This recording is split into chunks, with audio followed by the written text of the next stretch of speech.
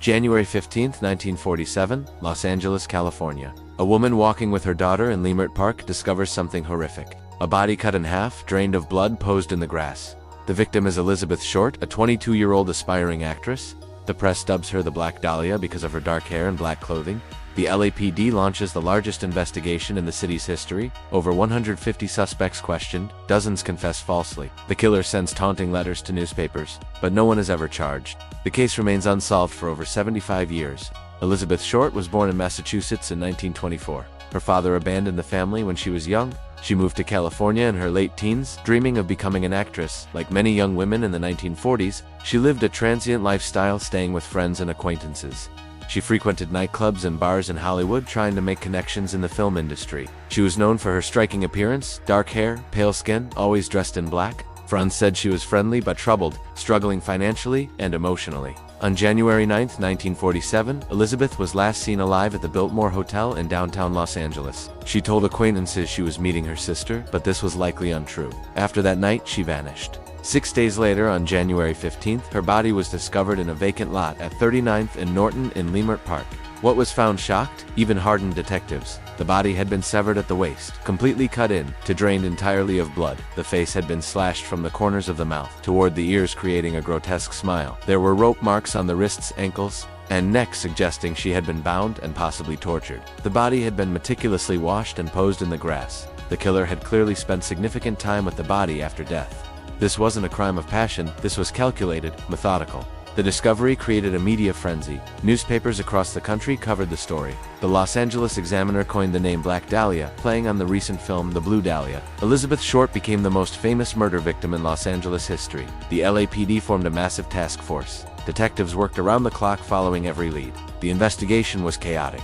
The media interfered constantly. Reporters bribed police for information. The Examiner even contacted Elizabeth's mother, pretending her daughter had won a beauty contest before revealing she was dead. The sensationalism made it harder to solve the case. Witnesses were unreliable, some seeking attention, others intimidated by media coverage. Over 150 people were questioned as suspects. Dozens of people confessed to the murder, but all were proven false. Some were mentally ill, seeking notoriety. Others were manipulated by police using aggressive interrogation tactics common in the 1940s. The real killer was never identified. One of the most intriguing aspects of the case was the correspondence shortly after the murder. Newspapers began receiving letters, allegedly from the killer. One letter included items belonging to Elizabeth: her birth certificate, social security card, and photographs. The letter said, "Here is Dahlia's belongings letter," to follow another letter promised to turn himself in, but never.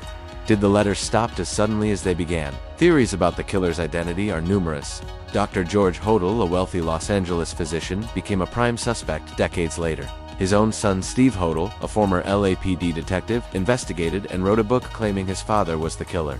George Hodel was known to have connections to the Hollywood social scene. He lived near where the body was found. He had medical knowledge which could explain the precise way the body was cut. In 1949, George Hodel was investigated for other crimes, but never charged with the Black Dahlia murder. He died in 1999. The evidence against him is circumstantial, but compelling to some.